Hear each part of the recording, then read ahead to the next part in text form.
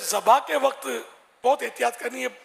कई इसमें लोग अब तक मारे गए होंगे, जख्मी हुए होंगे, उम्र भर के लिए मोहताज हो गए होंगे। ये आप ऐसों को जानते भी होंगे क्योंकि आपका फील्ड है, तो अपनी जान की हिफाजत जरूरी है। एक तो गिराने में भी जुल्म देखें कि पत्थरों पर बाद वक्त गिराते हैं, तो बात पत्थर पर ये वजनी जानवर गिरेगा, आप बताएं इसको चोट कितनी आएगी। बेहतर तो मिट्टी होती है, किबला रुख गिराना, बाद फिर घसीट कर वो उसको किबला रुख करते हैं। ये भी जानवर इतना हेवी जानवर, हमें कोई घसीटे तो कितनी तकलीफ। हमारा वजन इतना नहीं है जितना जानवर का वजन है। मजीद है कि इसको जब ज़बा कर लेते हैं तो ज़बा में जो माहिरीन होते हैं इनकी छुरी सही होती है, लेकिन जो ये साल में एक बार निकलते हैं ना, जैसे इनकी छुरी सुतली भी ना काट सके, वो गर्दन काट रहे होते हैं। और बेचारा जानवर जो है ये आजमाइश में ज़्यादा होता है। मसला यही कि छुरी तेज होनी चाहिए, बस एक बार में वो जो कट गई। अब छुरी रख देनी है, टच नहीं करना इसको जब तक ये ठंडा ना हो जाए। अब ये क्या करते हैं, कट होने के बाद फिर थोड़ा थोड़ा काटेंगे। फिर ये बड़े जानवर के लिए तो और भी तकलीफ दे मामला। उसके यहाँ से जिंदा खाल उधेड़ कर इसमें छुरी डालकर ये दिल की रगें काटते हैं। ये कोड़ी करना गालिबन इसको ये लोग बोलते हैं। ये गुनाह का काम है। एक तड़पता जानवर ये तकलीफ में, आप समझते कि ये नहीं करें ठंडा नहीं होगा, बिल्कुल। मैंने बहुत सारे जानवर देखे कि जो काट के छुरी हटा लो ठंडा हो जाता है। गर्दन कट गई, ठंडा होना है पता नहीं, ये वहम किसने डाल दिया।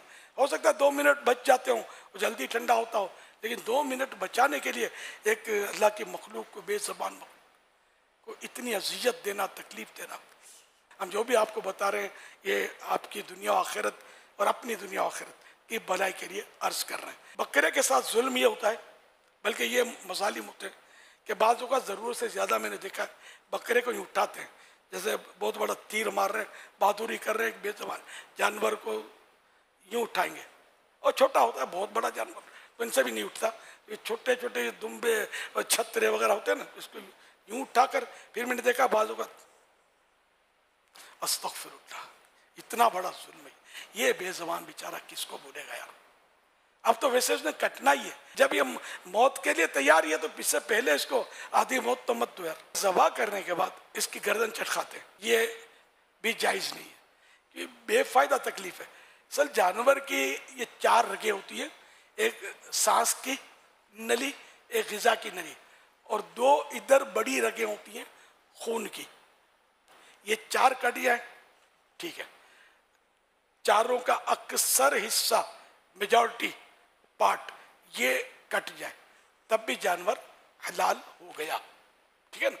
तो अब बिला वजह वो हड्डियां काटना और इसकी हराम मगज दिखाना और गर्दन मोड़ना, व्हाट इज दिस, ये क्या है, चटखाना।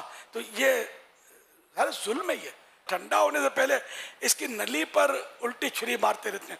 बाद लोग खाली यूं टांग उछाल के रख देते हैं, इससे भी पता चल जाता है। छुरी तो कब के जब बहुत ज़्यादा ज़रूरत हो तो आहिस्ता से टच करें।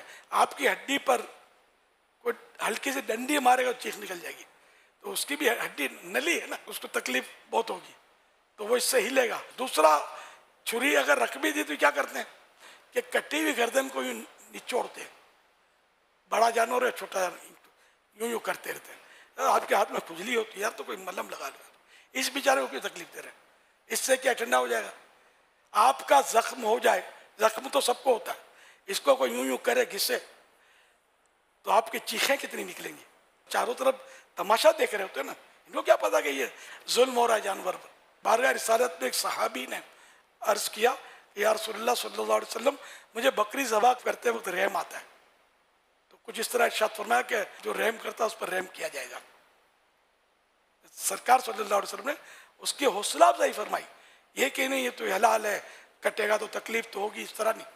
रहम काटना जायज़ है शरीयत के मुताबिक, बेशक काटे, तकलीफ होगी उसको, लेकिन बस कम से कम तकलीफ होगी जब हम शरीयत के मुताबिक हम काटेंगे इसको। अपनी चालाकियां करेंगे तो फिर ये जानवर मुसीबत में पड़ेगा।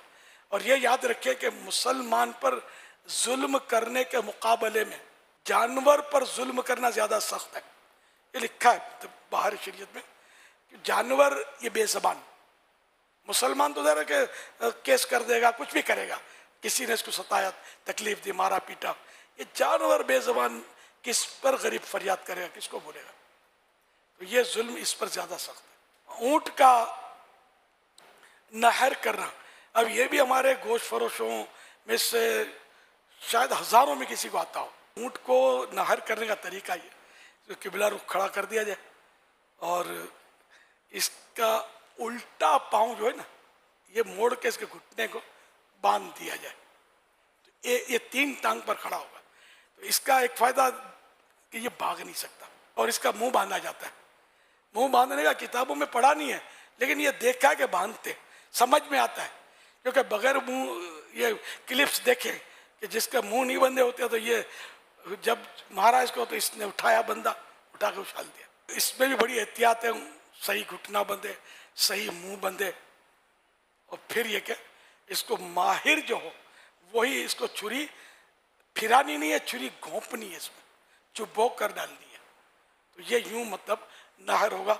नहर सुन्नत है, ज़बहा सुन्नत नहीं है।